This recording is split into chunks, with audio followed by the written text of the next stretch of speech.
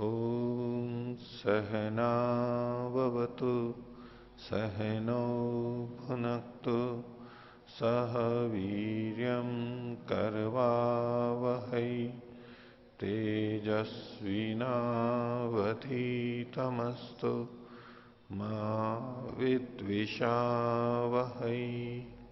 ओम शांति शांति शांति। वेदांत दर्शन की 36वीं कक्षा। वेदांत दर्शन के दूसरे अध्याय का प्रथम पाठ चल रहा है और इसके 10 सूत्रों तक हमने पीछे देखा था। मूल प्रतिपाद्य विषय कि जगत का उपादान कारण प्रकृति है, ब्रह्म नहीं है। और शास्त्रों में कहीं ऐसा प्रतीत होता है कि प्रकृति कारण नहीं है, कुछ भी कारण नहीं है, तो वहां कैसे संगति लगे वो इन्होंने बताया। अविरोध है उनमें। तो प्रकृति के लिए असत शब्द का प्रयोग करते हुए भी वास्तव में तो उसकी सत्ता है, वो कार्य रूप में नहीं है, इत्यादि बातों को पीछे इन्होंने बताया था। और इसी के संबंध में कुछ और बातें आगे करेंगे। पिछले पाठ में से किन्हीं को पूछना है तो पूछ सकते हैं। पूछिए। ओम आचार्य जी, सूत्र संख्या 7 उसके भाष्य में 2 तरह की व्याख्याएं की गई हैं। दूसरी व्याख्या में और पहली व्याख्या में क्या विशेष अंतर है? हाँ। क्योंकि पहली व्याख्या भी और दूसरी व्याख्या एक जैसी लग रही है। दोनों का अंतिम अभिप्राय तो एक ही निकाल रहे हैं, वो असत शब्द की स्पष्टता कर रहे हैं, लेकिन दोनों में थोड़ी भिन्नता है। वो ये कि पहले में व्याख्या में जब कहा प्रतिषेध मात्रत्वात्, यदि हम असत ऐसा आप कहो कि कार्य जगत की उत्पत्ति से पूर्व असत था, यानी कुछ भी नहीं था, तो इससे तो प्रतिषेध मात्र होगा, इससे तो हर चीज का प्रतिषेध हो जाएगा। हर चीज का मतलब न केवल प्रकृति का प्रतिषेध होगा, इससे तो ब्रह्म का भी प्रतिषेध हो जाएगा। क्योंकि पूर्व पक्षी जो अपनी बात रख रहा था वो प्रकृति के प्रतिषेध में बात को रख रहा था। असदैव सौम्य इदम अग्रे आसीत। यहां पर पूर्व पक्षी का अभिप्राय क्या था कि सिद्धांती जो प्रकृति को उपादान कारण मान रहा है उसका मैं खंडन कर दूं, उसके लिए ये वचन ढूंढ करके ले आया, वचन बोल दिया, याद आ गया उसको। तो प्रकृति का निषेध कर रहा था, तो उसी की अनुसरण शैली से अगर देखा जाए कि अगर आप ये मानते हो कि असत था, असत मतलब तो कुछ भी नहीं था, फिर तो ब्रह्म भी नहीं था वहां पर। तो जो दोष आप प्रकृति के लिए कह रहे हो, तो ब्रह्म तो पहले था, ये तो आप भी मानते हो। और अगर आप असत का यही अर्थ लेते हो कि कुछ भी नहीं था, फिर तो ब्रह्म भी नहीं था, तो इससे तो आपका भी खंडन हो रहा है। तो ये वाक्य तो ठीक नहीं है आपका, असत का ये अर्थ हो नहीं सकता। तो पहला तो इस तरह से दोष दिखाया, उस पर आरोप लगाते हुए ब्रह्म का भी निषेध होने लगेगा।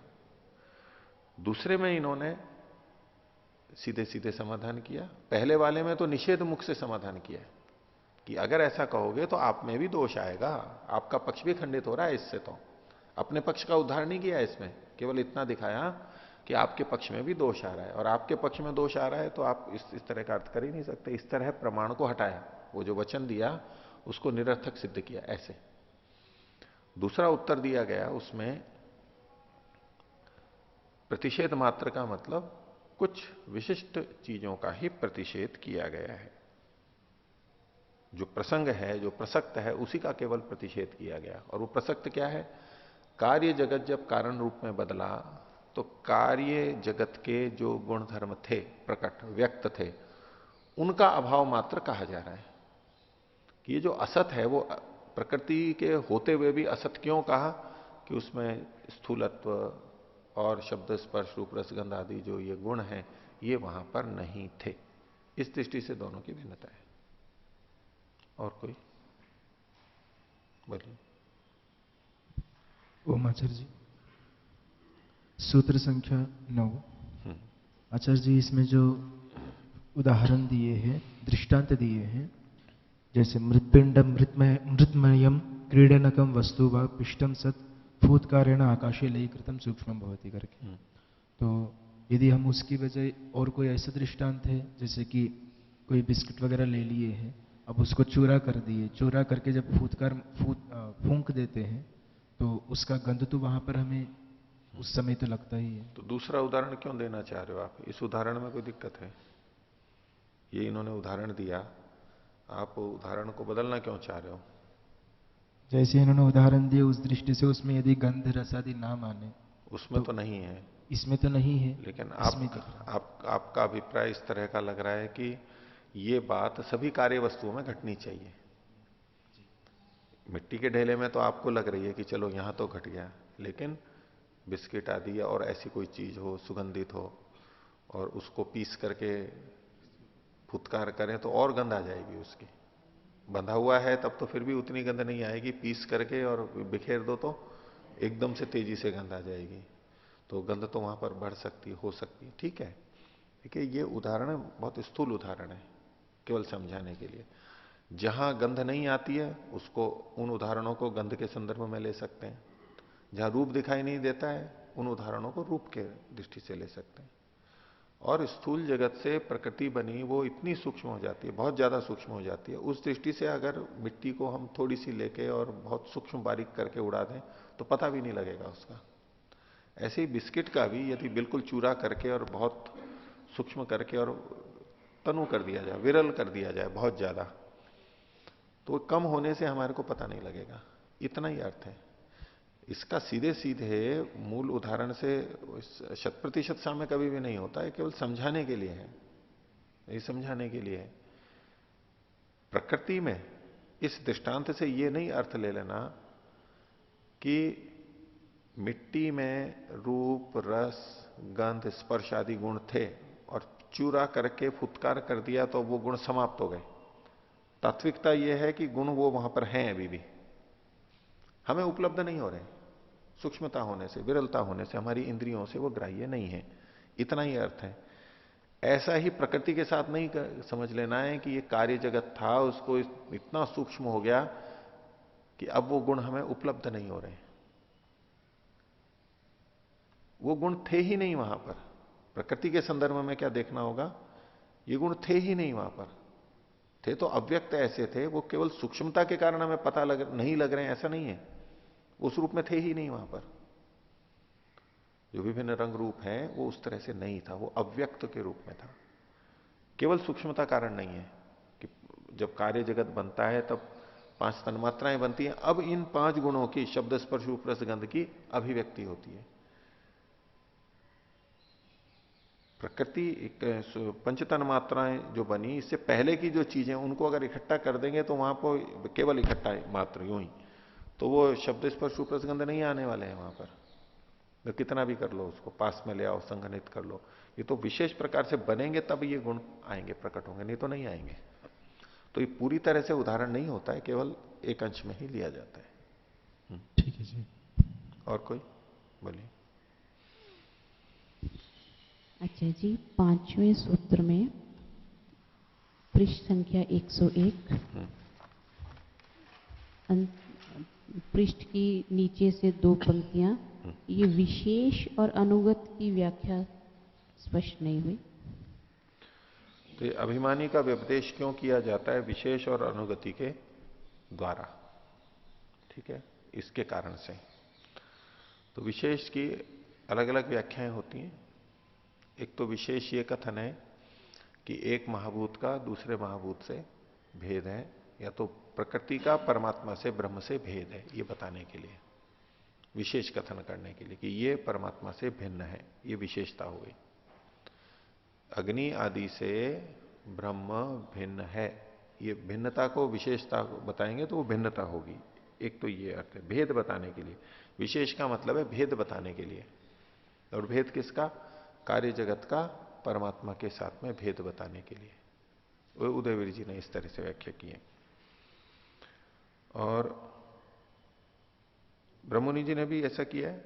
ब्रह्ममुनि जी के अनुसार ही, ब्रह्ममुनि जी ने तो खैर खोला ही नहीं है इसको। और अनुगत जो है उसके लिए उदयवीर जी ने खोला है कि ये परमात्मा यानी ब्रह्म इन सब में अनुगत है, विद्यमान है, अंदर गया हुआ है, अनुगति है उसके पीछे पीछे, इनके अंदर व्यापक है, यानी सर्वव्यापक है, इस दृष्टि से अंदर है और अंतर्यामी है, इस रूप में वहां पर कथन है। इन कार्यों में भी परमात्मा विद्यमान है, ये बताने के लिए यहां पर ये किया गया है।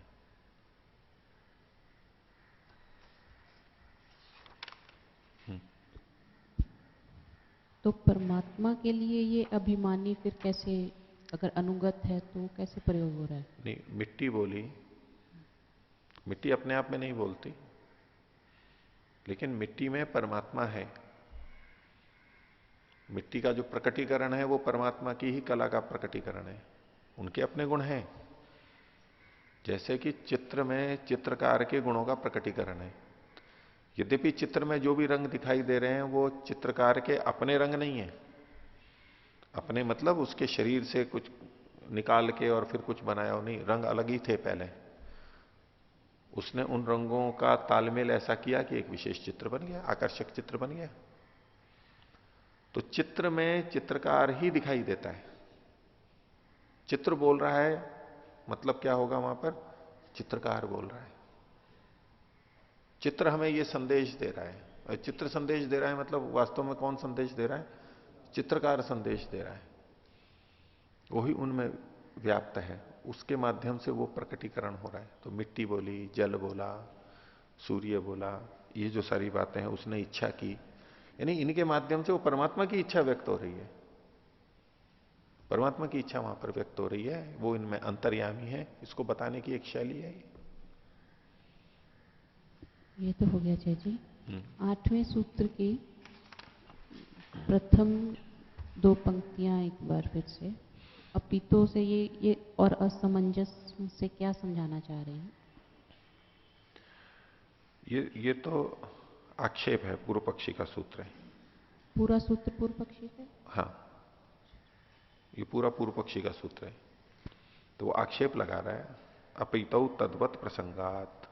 अपीति मतलब प्रलय में, जिसको कि इन्होंने दूसरी पंक्ति में कहा, प्रकृते है अभाव तदा लयावस्थायाम प्रकृतौ तद धर्मापत्तिर भवेत। तब लय अवस्था में यानी प्रलय अवस्था में प्रकृति में तदापत्ति यानी कार्य जगत की आपत्ति, तत्प्रसंग तद्वत प्रसंगात, उसी के समान प्रसंग गुणों की प्राप्ति होने लगेगी। जैसी कार्य जगत में गुण होते हैं वैसे ही कारण में भी आने लगेंगे। और ऐसा होगा तो असमंजसता यह होगी कि फिर कारण और कार्य में अभेद होगा। जब समान गुण हैं तो अभेद हो जाएगा, जबकि कारण और कार्य में भिन्नता भी दिखनी चाहिए हमारे को। ठीक है, कुछ की समानता हो सकती है लेकिन भिन्नता भी दिखनी चाहिए। तो फिर तो प्रकृति भी स्थूल हो जाएगी, जैसे कार्य जगत स्थूल था, तो ये तो अभेद हो जाएगा, गलत हो जाएगा, असंगत होगी। जबकि प्रकृति सूक्ष्म ही होनी चाहिए, ये असंगतता आ जाएगी।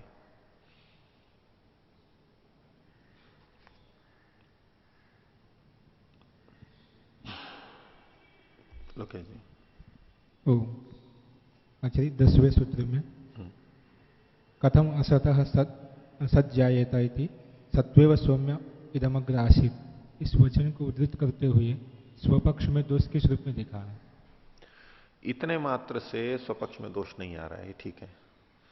ये तो उसको संकेतित कर रहे हैं क्या, कि बोले जो आप असत कह रहे थे, उसने पूर्व पक्षी ने क्या कहा था कि यदि तरही नायम हेतु युक्तो अपितो निर्दिष्ट स हेत्वा भाषा। तो इसमें यूं कहना चाहते हैं कि यदि आप उसको असती मानते हो, कुछ भी नहीं था, और आप प्रकृति का खंडन कर रहे हो, तो उपनिषद के वचन में जिस वचन से आप असत को कह रहे हो, वहीं उपनिषद के वचन में यह था कि असत से नहीं हो सकता, वास्तव में तो सत था। सत था तो सत को तो मानना पड़ेगा, और सत को मानोगे तो आप किसको सत मानोगे? वहां पर पूर्व पक्षी को पूछेंगे तो वो ब्रह्म को ही मानेगा, प्रकृति को तो वो मान नहीं रहा है। तो इस वचन से असत की जगह तो सत आ गया, ये तो हमें स्पष्ट हो गया कि असत का मतलब अभाव नहीं है, सत तो है कुछ ना कुछ। और पूर्व पक्षी के मत में दोष बनेगा कि आप सत मानोगे तो किसको मानोगे? ब्रह्म को मानोगे। और ब्रह्म को सत मानोगे तो ये भी साथ में मानोगे कि ब्रह्म उपादान कारण है कार्य जगत का। ठीक है?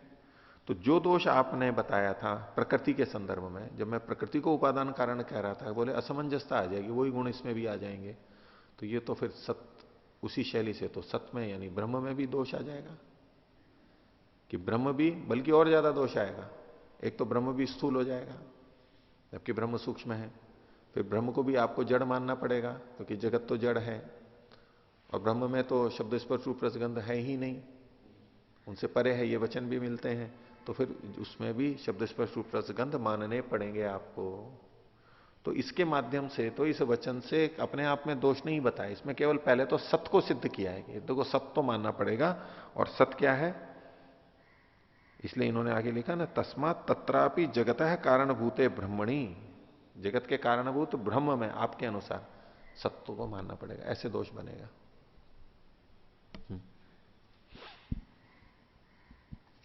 जी, ये जो अपना सिद्धांत पक्ष है कि कारण गुण पूर्वक कार्य गुण दृष्ट, तो इसमें हम किस तरह से निर्धारण करेंगे कि कारण के कौन से गुण कार्य में जाएंगे और कौन से गुण नहीं जाएंगे?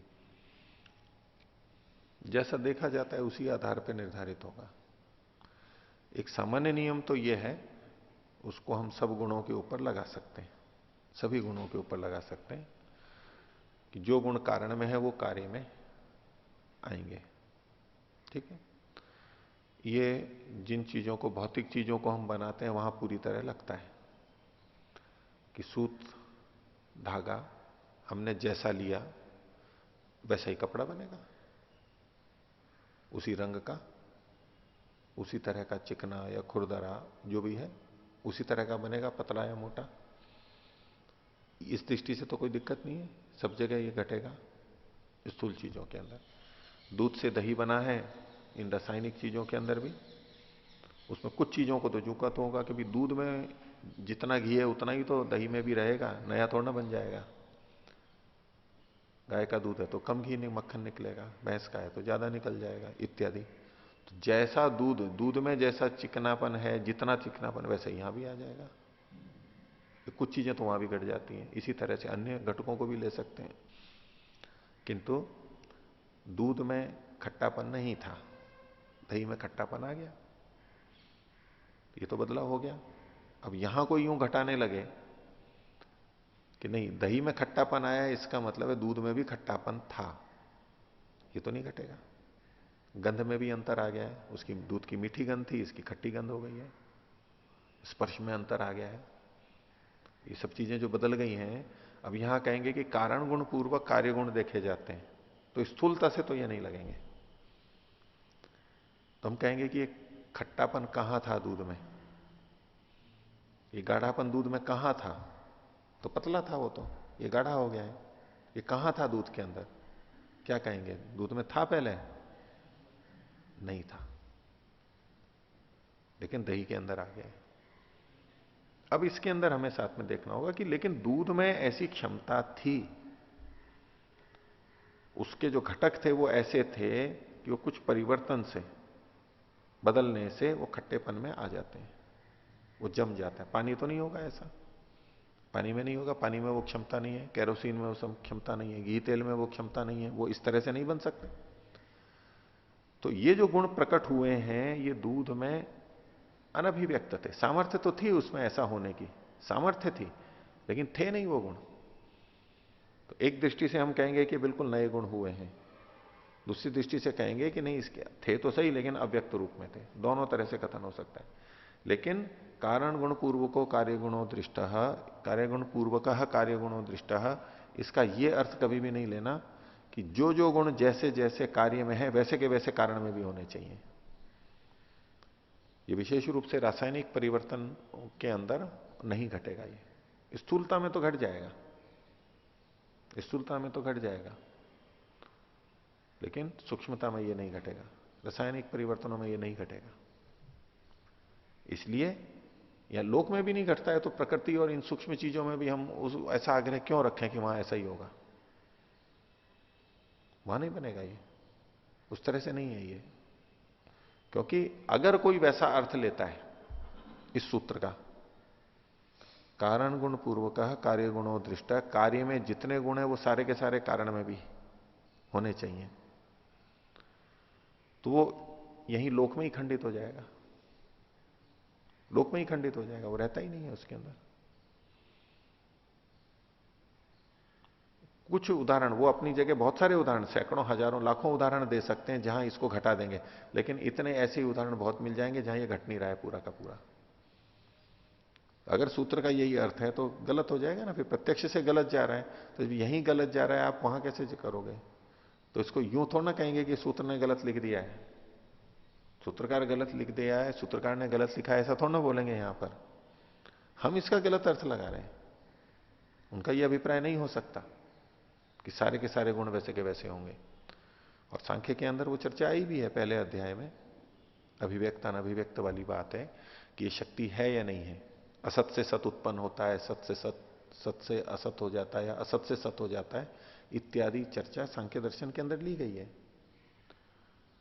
तो नया तो लग रहा है हमें, नई चीज उत्पन्न हुई है, लेकिन उसमें वो सामर्थ्य थी।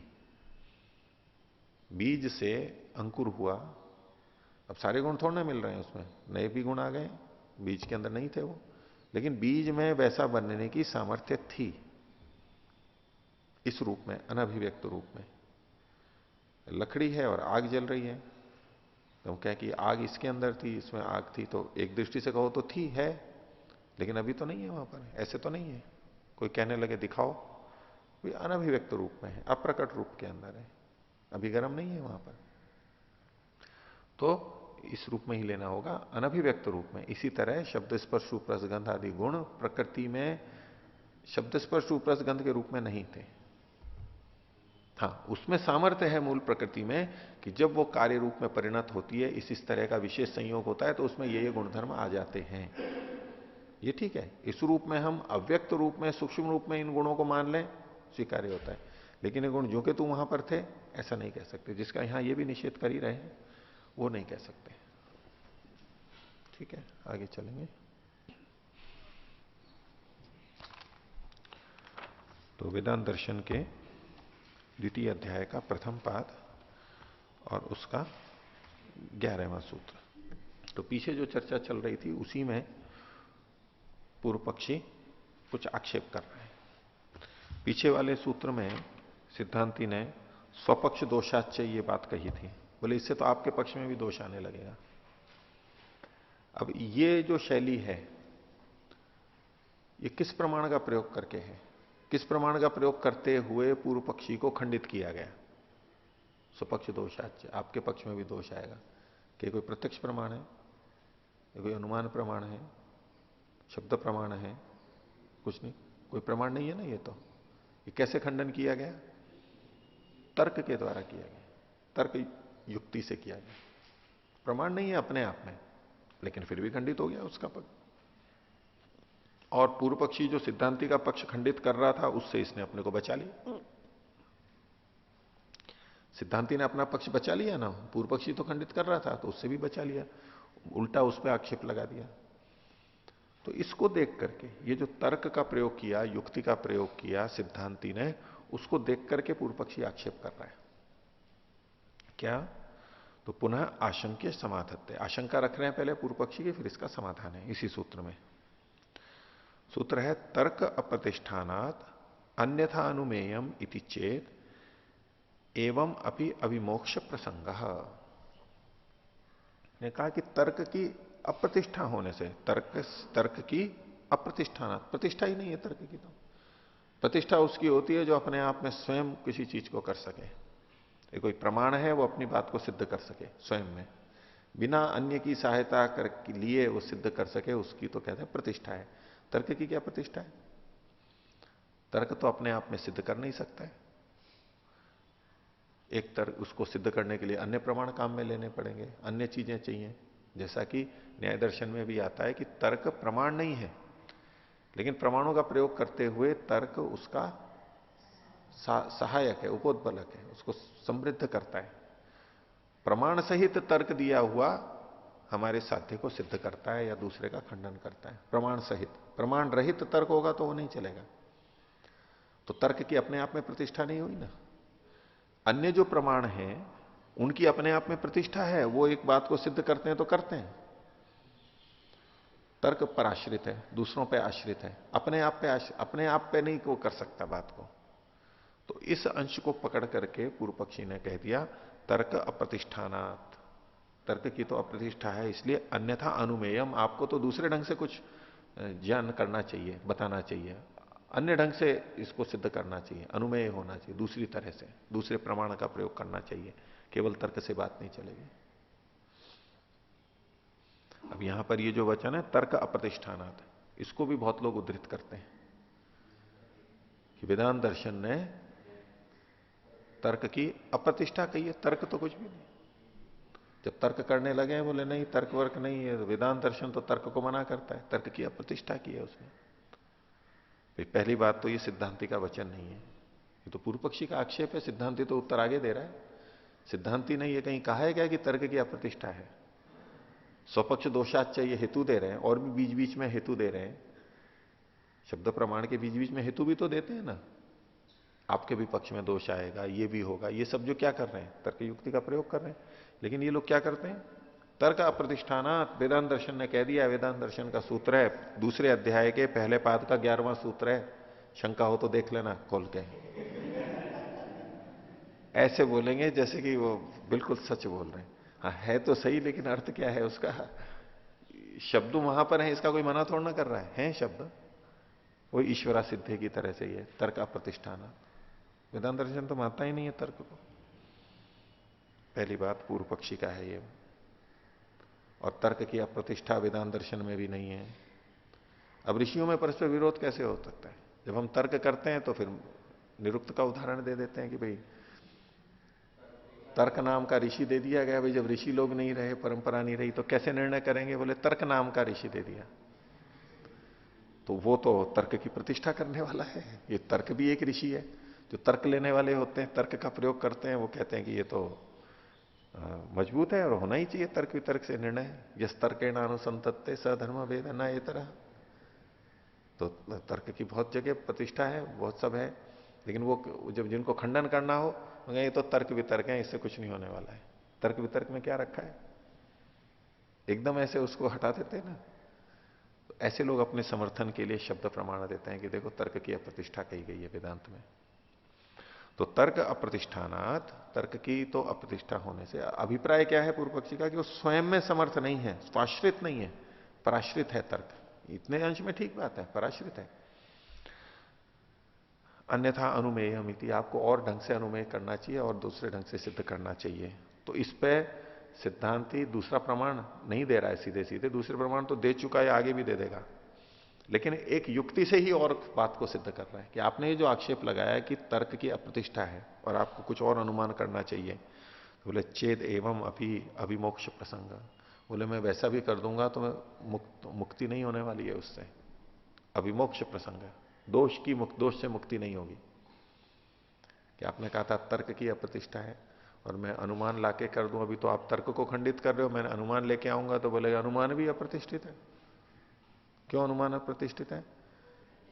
क्योंकि वो प्रत्यक्ष पूर्वक होता है, आश्रित होता है, वो तो खुद कहां है? बिना प्रत्यक्ष के अनुमान की क्या प्रतिष्ठा है? अनुमान से क्या सिद्धि कर सकते हो आप? कुछ भी नहीं। तो बोले यूं तो आप सारे ही प्रमाणों में कहने लग जाओगे किसी की भी अप्रतिष्ठा है। तो ये करके परोक्ष रूप से सिद्धांत ये कह रहा है कि नहीं, तर्क भी भले ही दूसरों पर आश्रित है, लेकिन तर्क भी एक साधन है बात को सिद्ध करने का या दूसरे को खंडित करने का। आगे देखिए भाष्य, स्वपक्ष दोषात यद उच्यते स तर्कवाद, पिछला सूत्र स्वपक्ष दोषात, वो जो कहा गया ये तो तर्कवाद था, और तर्क से न प्रतिष्ठानम अस्ति, तर्क की तो कोई प्रतिष्ठा नहीं है। क्यों नहीं है?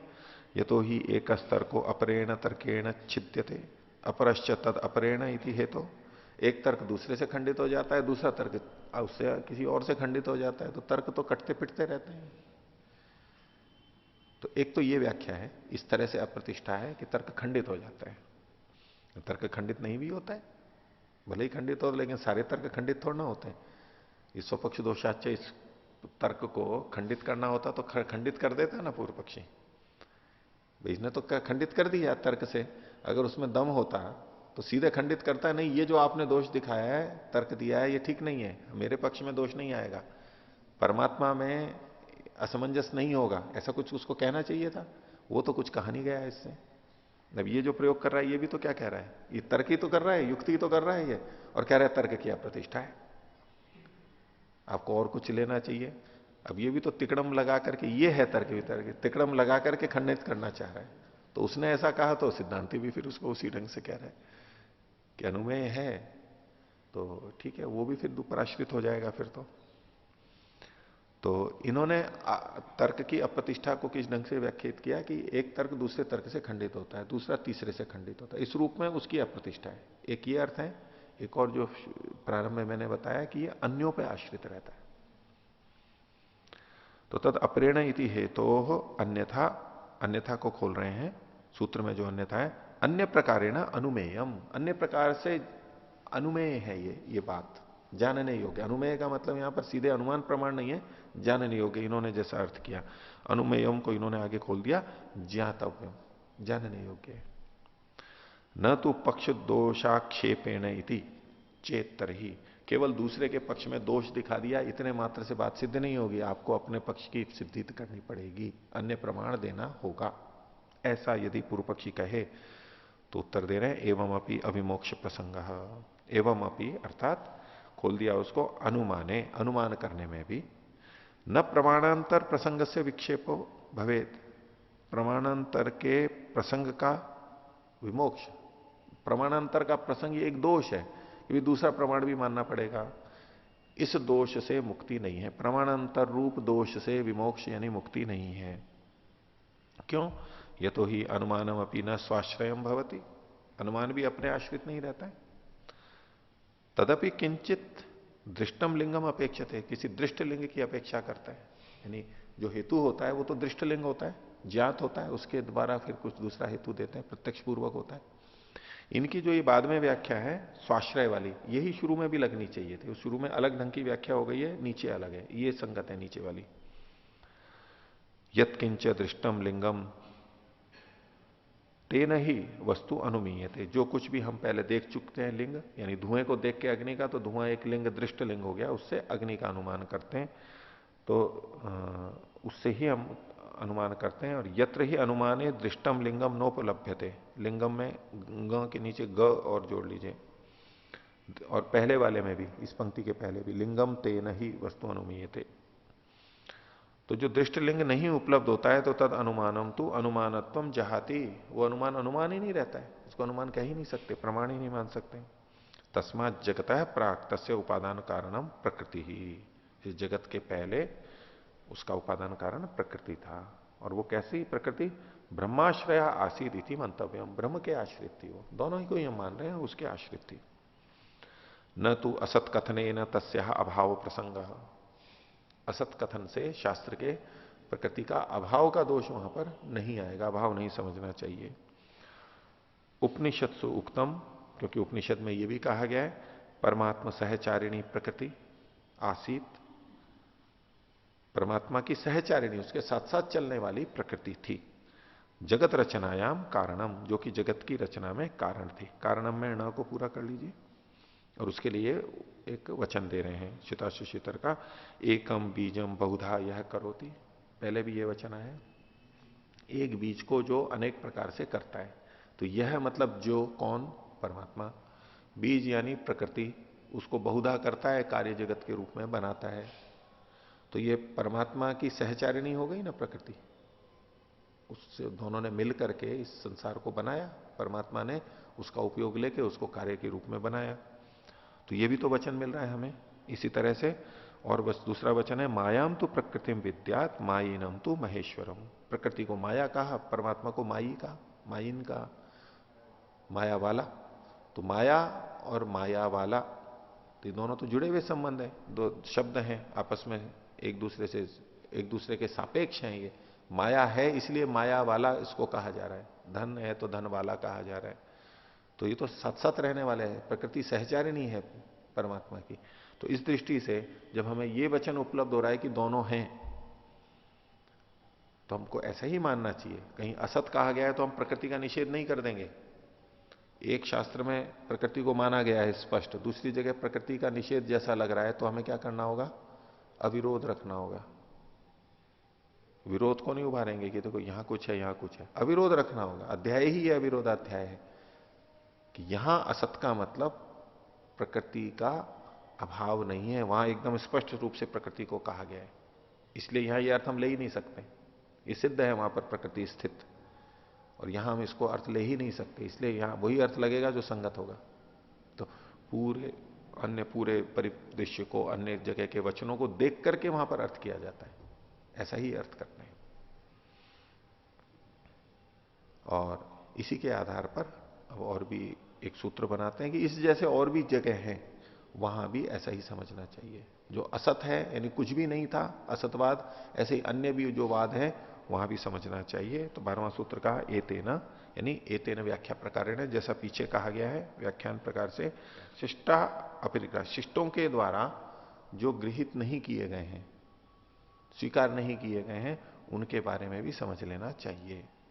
श्रेष्ठ लोगों ने, ज्ञानियों ने जिन सिद्धांतों को नहीं लिया है, वो जो बात प्रचलित हैं, उनके बारे में भी ऐसा ही समझना चाहिए जैसा यहां असत के लिए कहा गया। भाष्य एतेन, यानी एतेन व्याख्या प्रकारेण, ऊपर की इसी शैली से, शिष्टा अपरिग्रह, शिष्टैर ये न परिगृह्यन्ते, शिष्टों के द्वारा जिनका ग्रहण नहीं किया जाता है, जिनको स्वीकार नहीं किया जाता है, तेपि खलु असतवादे न सदृशाह, असतवाद के सदृश जो अन्य वाद हैं, कौन से? शून्यवाद है, जो शून्यवाद है, विज्ञानवाद है, इस तरह के जो वाद हैं, वे भी व्याख्याता, यानी उनकी भी व्याख्या कर दी गई। निराकरणत्वेन व्याख्याता निराकृता वेदितव्या इत्यर्थ, निराकरण की तरह उनकी व्याख्या, निराकरण के रूप में व्याख्या की गई कि ये ठीक नहीं है, अर्थात उनको निराकृत समझ लेना चाहिए। इसी से समझ लेना चाहिए कि वो भी हट चुके हैं, खंडित हो गए, इसी शैली से होंगे। तो यहां इत्यर्थ है, पूर्ण विराम हो गया। पिछला जो इसका संस्करण है उसमें यहीं तक ही दिया हुआ है, वेदितव्या इत्यर्थ। अब इसके आगे का भाग है, ये इसमें जुड़ गया है, कैसे जुड़ा पता नहीं। भाष्य का जो आगे का भाग है, हिंदी वाले में भी नहीं है इसका अर्थ, हिंदी में भी अर्थ नहीं है, और संस्कृत में भी पिछले संस्करण में तो नहीं था ये। तो भाई प्रश्न उठेगा, भाष्य तो अनुकूल ही किया है, खैर कोई बात नहीं है उसमें, कि ये जो सूत्र में शिष्ट शब्द आया, तो प्रश्न कर दिया के शिष्टाह, शी के श के आगे आ लगा लीजिए, अधूरा है। ये शिष्ट कौन होते हैं, शिष्ट किसे कहते हैं, बस इसको समझाने के लिए अगला वचन दे दिया इन्होंने। तो व्याकरण महाभाष्यकार्य ने पतंजलि ना उक्तम, व्याकरण के महाभाष्य के रचयिता महर्षि पतंजलि जी ने ये कहा है, ये वचन उनका दे दिया। एतस्मिन् आर्यावर्ते निवासे ये ब्राह्मणा कुंभी धान्या अलोलुपा अगृह्यमाण कारण किंचित अंतरेण कस्याश्चित विद्याया पारंगता तत्र भवंतः शिष्टा। बहुत आदर पूर्वक कथन किया है इनका कि इस आर्यावर्त में श्रेष्ठ लोगों के निवास स्थल में जो ब्राह्मण हैं, विद्या के पढ़ने पढ़ाने वाले हैं, वो उनमें भी कौन से? जो कुंभी धान्य है, एक घड़े जितना धान रखते हैं, एक घड़े का 1 महीने चल जाता है, यानी अपरिग्रही है, ज्यादा नहीं संग्रह करते, क्योंकि ज्यादा संग्रह करेगा तो उनका भोग करेगा, उपयोग करेगा। संग्रह किस लिए करता है व्यक्ति? उपभोग के लिए करता है। वो ज्यादा नहीं रखते और आगे तक की सोचते भी नहीं है कि पूरे वृद्धावस्था तक का सारा अभी मैं लेकर के रख लूं, कमा के रख लूं, तो वो तो उसी में लग जाएगा। फिर इन कार्यों के लिए तो उसको जो बौद्धिक श्रेष्ठता है उसके लिए उसको समय ही नहीं मिलेगा, कैसे करेगा वो? तो धन कमाने में लग जाएगा, उसका सारा उपयोग वहां पर, शक्ति समय वहां लग जाएगा। और फिर तो अपनी कई पीढ़ियों तक के लिए भी करने लगते हैं, केवल अपने लिए ही नहीं, 7 पीढ़ियां तर जाएं ऐसा कमाने लगते हैं, बेटों को और सबको भी होने लगे। तो ऐसे लोग सूक्ष्मता में नहीं जा सकते, उनके पास समय ही नहीं रहेगा, सोचेंगे भी नहीं। तो कुंभी धान्य होते हैं, एक घड़े जितना धान है जिनका, कम लेते हैं। अलोलुपा, जो लोलुप भी नहीं है, सांसारिक विषयों के प्रति आसक्त नहीं है। अग्रह्यमाण कारण, और जो सामान्यतः कारण दिखाई देते हैं संसार की तरफ प्रवृत्त होने के, वो उनके अंदर नहीं होते। जैसे कि यश है, धन भी उसके अंदर आ गया, और कुछ ये जो चीजें हैं, ये इन कारणों वाले वो नहीं होते, इनको लेकर के नहीं चल रहे होते हैं, ये निष्काम भाव से चल रहे होते हैं, बिना उस तरह की लक्ष्य करके। किंचित अंतरेण कस्याश्चित विद्याया पारंगता, किसी भी तरह से, किसी भी उपाय से किसी विद्या के पारंगत होते हैं, उसमें दूर तक उसके और छोर तक गए हुए होते हैं, उसमें गंभीरता से उन्होंने विचार किया हुआ होता है, समझा हुआ होता है, सब कुछ जानने वाला उसमें, सब कुछ जैसा। परमात्मा की दृष्टि में नहीं कह सकते, लेकिन हाँ जैसा मनुष्य जान सकता है और छोर पारंगत होते हैं, परे गए हुए होते हैं बिल्कुल। जैसे समुद्र के इस पार खड़े हैं तो उस पार तक भी जो पहुंच सकता है, सारे छोरों में इधर उधर उधर ऊंचा नीचा जहां भी उसकी गहराई या व्याख्या है वो सब तरफ जा सकता है। ऐसे पारंगत यानी विशेषज्ञ जो होते हैं। तत्र भवंत शिष्टा, वे आदर के योग्य, सम्मान पूर्वक भवंत कह रहे हैं, वे शिष्ट होते हैं, उनको शिष्ट कहा गया। तथा मनुस्मृतो, मनुस्मृति में भी एक वचन दिया है शिष्ट का कि धर्मेण अधिगतो यस्तु वेद सपरिबृंहण ते शिष्टा ब्राह्मणा जेया श्रुति प्रत्यक्ष हेतव। यस्तु, जिनके द्वारा, ये ब्राह्मण विद्या के पढ़ने पढ़ाने उनके द्वारा, सपरिबृंहण वेद धर्मेण अधिगता, वेद अपने उपांग वेदांग की सब पूरा जो व्याख्या है उसके सहित वेद जिन्होंने धर्म पूर्वक प्राप्त किया है, विधिवत प्राप्त किया है, जो शैली होनी चाहिए जिस तरीके से, उस तरह से उन्होंने उसको किया है, सांगोपांग वेद का अध्ययन किया है पूरे धर्म पूर्वक। महर्षि उसमें ब्रह्मचर्य आदि धर्मों का उल्लेख करते हैं, विधिवत धर्म का आचरण करते हुए जो इसको प्राप्त किए हैं। ते शिष्टा ब्राह्मणा जेया, वे शिष्ट, वे ब्राह्मण शिष्ट कहे जाने चाहिए। शिष्ट कौन है? श्रुति प्रत्यक्ष हेतव, ये कैसे होते हैं? श्रुति के प्रत्यक्ष के कारण होते हैं वो। श्रुति मतलब तो वेद, और उसको प्रत्यक्ष करने वाले, साक्षात करने वाले, साक्षात्कार करने वाले, उसमें ये हेतु होते हैं, कारण होते हैं। ये लोग उसका प्रत्यक्ष करते हैं, उसका ज्ञान करते हैं, साक्षात्कारता होते हैं, उसके कारण के रूप में होते हैं कि भाई इसका वेद का सही अर्थ सही सही कौन बताएगा, ये लोग बता सकते हैं। ऐसे जो लोग होते हैं उनको शिष्ट कहते हैं। तो शिष्टों ने जिन सिद्धांतों को नहीं लिया है उनका खंडन भी ऐसे ही हो जाएगा, क्योंकि शिष्टों के विपरीत कोई भी सिद्धांत लिया है किसी ने तो उसमें त्रुटि तो होगी ही, कुछ ना कुछ त्रुटि होगी और वो खंडित होने वाला है। शब्द प्रमाण से होगा, युक्तियों से खंडित होगा, खंडित तो होना ही है वो। ठीक है, तो अब इसी में पूर्व पक्षी कुछ बात तो मान ही चुका है कि प्रकृति होती है, लेकिन एक प्रश्न और खड़ा कर रहा है। अस्तु तरी प्रकृति उपादान कारणम परमात्मा निमित्त कारणम जीवात्मनश्च भोक्ता रहस्यु। ये तीनों बातें आ चुकी हैं। प्रकृति उपादान कारण है, परमात्मा निमित्त कारण है, और आत्मा उपादान कारण निमित्त कारण नहीं है, वो तो भोक्ता है। पर ये खलु मुक्तात्मान तेतु परमात्मनि तत्सुखम अनुभवंतस तिष्ठन्ति।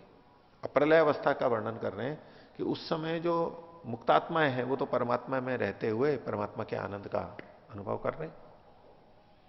परंतु ये संति बद्धा, लेकिन प्रलय से पहले जो बद्ध अवस्था में थे, मुक्ति में नहीं गए थे, तेतु प्रलय अवस्थायाम प्रकृत्या सह तस्याम लीना इव अविभागे न वर्तन्ते।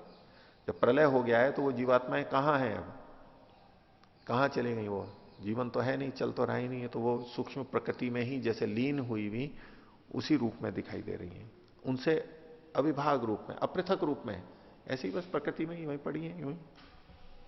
तदानीम तेषाम भोक्तृधर्म तस्याम प्रकृतौ आपद्यते। तो ऐसे में पूर्व पक्षी है, कुछ भी बोल सकता है। बोले भोक्तृधर्म आपने कहा था जीवों का, तो हालांकि प्रलय अवस्था में भोक्तृधर्म व्यक्त नहीं होता है, अव्यक्त रूप में तो आत्मा भोक्ता है, वो तो मुक्ति में भी है तब भी और प्रलय में भी है, मूल तो धर्म है ही आत्मा का, लेकिन उस समय में वो व्यक्त नहीं है। पर ये क्या कह रहा है पूर्व पक्षी कि प्रलय अवस्था में वो प्रकृति के साथ में लीन रहता है, तो अविभाग रूप में रहता हुआ तो प्रकृति भी भोक्तृ धर्म से युक्त हो जाती है। जीवात्माओं का भोक्तृ धर्म प्रकृति में भी प्राप्त होने लगेगा, प्रकृति भी भोक्ता हो जाएगी।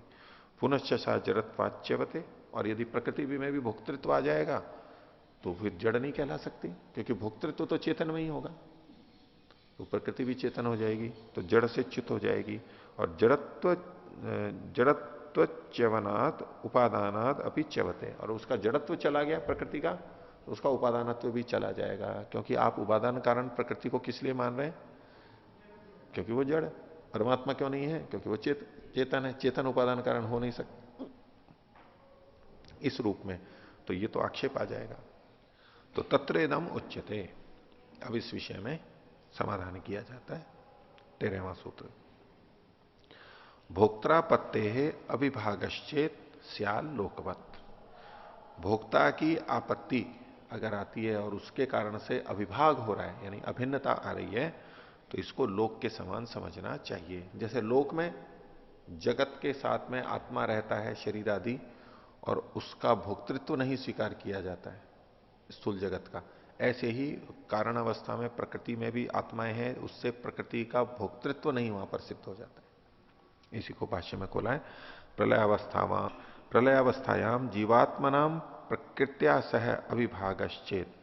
प्रलयावस्था में जीवात्माओं का प्रकृति के साथ यदि अविभाग है, यानी उसके साथ में ही है, तो तदा तस्याम प्रकृतो भोक्तृधर्मापत्तिर दोषो मन्यते तरही। ऐसे में प्रकृति में भोक्तृत्व का दोष आएगा, ऐसा पूर्व पक्षी कहे तो लोकवत स्यात् तथा ही न दोष, लोक के समान समझ लेंगे, वहां भी वैसा ही हो जाएगा और उसमें कोई दोष नहीं है। क्या है लोक में? तो यथा ही लोके मनुष्याश्व गवादि जीवानाम जड़म स्व शरीरम तही से अविभागापन्नम सत। जैसे लोक में मनुष्य, अश्व, गौ आदि जो भी जीव हैं, उनका अपने अपने जड़ शरीर के साथ में अविभागापन्नता है, पृथक पृथक नहीं है। जड़ शरीर के साथ में आत्मा है ना, जुड़ी भी तो है, हम सब साथ साथ ही तो घूमते हैं शरीर को ले लेकर के, शरीर और आत्मा अभिन्न है ना यहां पर। ऐसे तो ये होते हुए भी सुषुप्ति काले तेषाम भोक्तृधर्मेण विहीनम भवती। जब सुषुप्ति होती है तो भोक्तृधर्म से वो विहीन हो जाता है, क्योंकि सोते समय हम कुछ भोग नहीं करते सुषुप्ति में, पूरी सुषुप्ति में। क्योंकि भोग मतलब तो इंद्रिय आदि से जो हम बाहर का जानते हैं, देखते हैं, अनुभव करते हैं, वो कुछ भी नहीं होता है वहां पर। सुषुप्ति काले तेषाम भोक्तृधर्मेण विहीनम भवती तद्वत प्रलयावस्थायाम जीवात्मनाम महासुषुप्तिर भवती। तो प्रलयावस्था में तो आत्माओं की महासुषुप्ति जैसी स्थिति होती है। तथा प्रकृत्या सह अविभागेन विद्यमानानाम तेषाम जीवानाम भोक्तृधर्मेण प्रकृतिरपि विपन्ना न भवती। तो प्रकृति के साथ अविभाग रूप से विद्यमान जीव होते हुए भी जीवों के भोक्तृधर्म से प्रकृति विपन्न नहीं होती है, मतलब खिन्न नहीं है, उससे जुड़ नहीं जाती है, दूषित नहीं हो जाती है। जीवात्मा अविभाग रूप से वहां रहते हुए भी प्रकृति उस दोष से युक्त नहीं हो जाती है, विपन्न नहीं हो जाती है, क्षीण नहीं हो जाती है, दोष युक्त नहीं होती है। न ही भोक्तृधर्मापत्ति तस्याम जातु जायते, उसमें भोक्तापत्ति होती नहीं है। क्यों? सातु जड़ैव तिष्ठति, वो तो जड़ के रूप में रहती है। सुषुप्त शरीरिणाशय शरीरम इव इति, जैसे सुषुप्ति में शरीरी आत्मा के साथ में शरीर रहता है, ऐसे वहां पर भी रहती है। तो जब यहां भी हम भोक्तापत्ति नहीं कहते हैं या कहते हैं तो गौण रूप से शरीर की भोग की प्राप्ति कहते हैं, स्थूल रूप से, लेकिन सुषुप्ति में नहीं होती, ऐसे प्रलयावस्था में भी नहीं होगी। अब पूर्व पक्षी इसी के ऊपर और प्रश्न उठा रहा है कि न स्यात् नाम जीवात्मनाम संगेन प्रलय वेलायाम प्रकृतो भोक्तृ धर्मापन्नता। बोले ठीक है, चलो प्रलयावस्था में जीवात्मा के साथ संगत होते हुए भी प्रकृति में भोक्ता की आपत्ति ना आए। एवं तावत कार्यस्यापि प्रकृत्या सह अन्यत्वेन भवितव्यम किम। तो क्या ऐसे में ये जो प्रकृति है उसको कार्य जगत से भी भिन्न होना चाहिए? जैसे प्रलयावस्था में जीवों से भिन्न है वो प्रकृति, तो कार्यावस्था में कार्य जगत से भी ये प्रकृति भिन्न ही मानी जाएगी। प्रकृत्या सह अन्यत्वेन भवितव्यम, वो बिल्कुल उससे अलग तत्व है क्या? जैसे कि तीन तत्व हुए, एक परमात्मा हो गया, एक जीव हो गया, एक प्रकृति हो गई। तो जीव तो प्रकृति से भिन्न तत्व है, ये पीछे स्वीकार किया। तो बोले क्या जैसे मूल प्रकृति और कार्य जगत है, ये भी भिन्न भिन्न तत्व हैं, अलग अलग हैं क्या? ईश्वर, जीव, मूल प्रकृति और कार्य जगत इस रूप में, यानी मूल प्रकृति से भिन्न कार्य जगत कोई अलग तत्व है क्या, अन्यत्व है क्या इसका, ऐसा प्राप्त होने लगेगा। तो अत्रोच्यते, इसका समाधान कर रहे हैं 14वां सूत्र, तद अनन्यत्वम आरंभण शब्दादिभ्य। तो तद अनन्यत्वम, प्रकृति का कार्य जगत से अनन्यत्व है, वो अन्यत्व नहीं है, भिन्नता नहीं है, ये वही है। ये तो भिन्न तत्व नहीं है ये कार्य जगत, ये वही है। कैसे? आरंभण शब्दादि पे, शास्त्रों में जो इनके निर्माण आदि के वचन आते हैं उसमें आरंभण शब्द भी आता है। ये उससे उत्पन्न हुई है, ये कथन आता है, इससे निर्णय होता है। भाष्य तया प्रकृत्या सह कार्य से तो अनन्यत्वम अस्ति। प्रकृति के साथ कार्य का अनन्यत्व है, अभिन्नता है। आत्मा के साथ भिन्नता है, कार्य जगत के प्रकृति के साथ कार्य का अनन्यत्व है, वही चीज है ये सिद्धांत पक्ष हुआ। तत्र औपनिषदम प्रमाणम, उपनिषद से संबंधित यहां पर प्रमाण दे रहे हैं।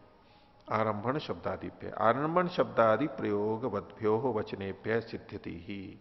आरंभण आदि शब्दों के प्रयोग से, प्रयोग जहां पर हैं ऐसे वचनों से ये बात सिद्ध होती है। कैसे? तो उन्होंने छंदोग्य का एक वचन दिया, यथा सौम्य एकेन मृतपिंडेन सर्वम मृण्मयम विज्ञातम स्यात्। ये वो प्रसंग है, श्वेत केतु अपने पिता के पास में आए, पिता उसको बोल रहे हैं श्वेत केतु को, छंदोग्य के अंदर।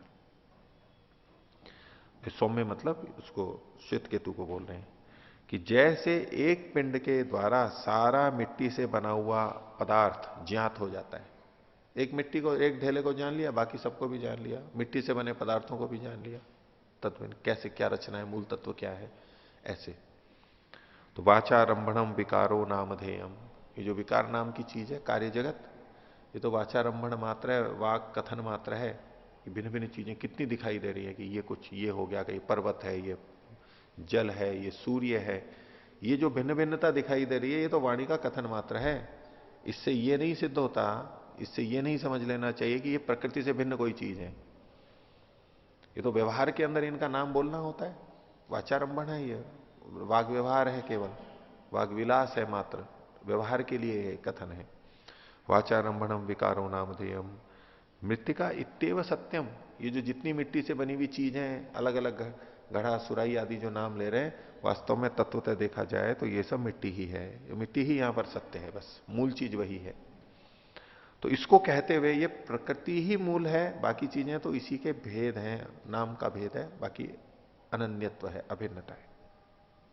इसी को खोला, तद्वत पृथिव्यादि नाम भिन्न भिन्न पदार्थानाम विकारात्मका नाम अपनी प्रकृत्या स अनन्यत्वम विच्चेयम। तो पृथ्वी आदि भिन्न भिन्न पदार्थों का जो कि विकार स्वरूप है, उनका भी प्रकृति के साथ अनन्यत्व यानी अभिन्नता जाननी चाहिए, समझनी चाहिए।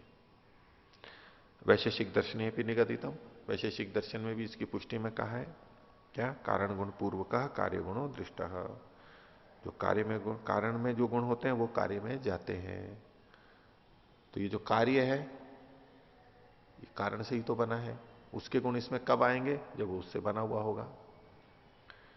तस्मात् अस्य जड़स्य जगतो जड़ेन कारणेन प्रकृत्याख्येन उपादानेन भवितव्यम। इसलिए इसका किसका? जड़स्य जगत है, इस जड़ जगत का। जड़ेन कारणेन, इसका कारण भी ऐसा होना चाहिए जो जड़ हो, जड़ कारण के द्वारा। कौन है वो जड़ कारण? प्रकृत्याख्येन उपादानेन, प्रकृति नामक जो उपादान कारण है उसको भवितव्यम, उसको होना चाहिए, यानी उसी से ये सिद्ध हो पाएगा। वो प्रकृति तो उपादान कारण होनी चाहिए और उसका कार्य जगत से अनन्यत्व है, अभिन्नता है। अब इसकी सिद्धि के लिए और बात कह रहा है सिद्धांती। 15वां सूत्र देखिए, भावे चोपलब्धे है। पूछना है कुछ? बोलिए। ओ, पीछे जो 13वें सूत्र में प्रकृति का भोक्तृत्व धर्म कहा गया, वो किस दृष्टि से कह रहे? भोक्तृत्व धर्म क्यों कहा गया? पूर्व पक्षी है, कुछ भी बोल देगा उसने। तो ये यहां जो लिखा है वो तो इतना सा आधार है बस कि चूंकि आत्मा प्रकृति से वहां भिन्न नहीं होता, अभेदापत्ति होती है, भिन्न नहीं है, उसी में ही घुला मिला वहीं पर ही है। इस दृष्टि से वो भोक्तृत्व उसमें भी आ जाना चाहिए, कोई आधार नहीं है, वैसे ही बोल दिया। पूर्व पक्षी तो कर देता है कुछ भी। ठीक।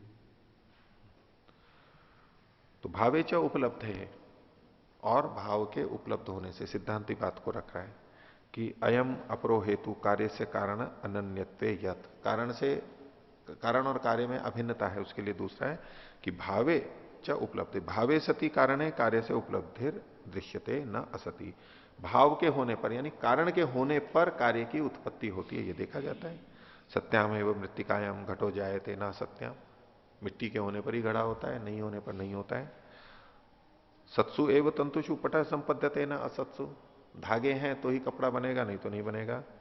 यदि ही असति कारणे कार्यम संजायेत तभी असत्याम अपनी मृत्तिकायाम घटो जायेत।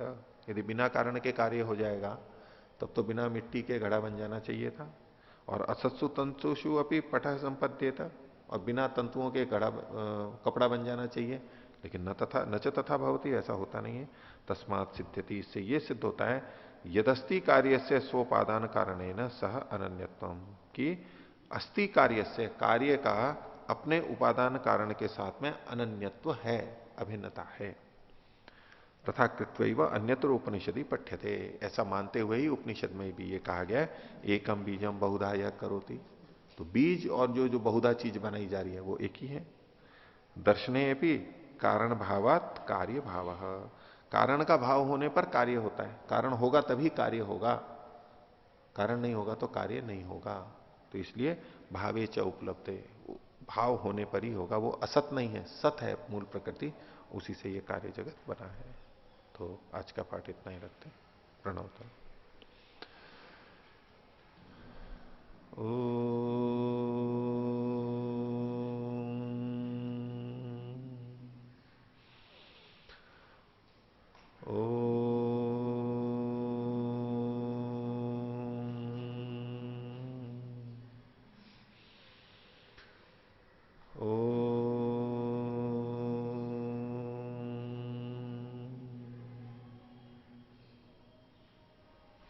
सभी को सदर अभिवादन। ओम शांति।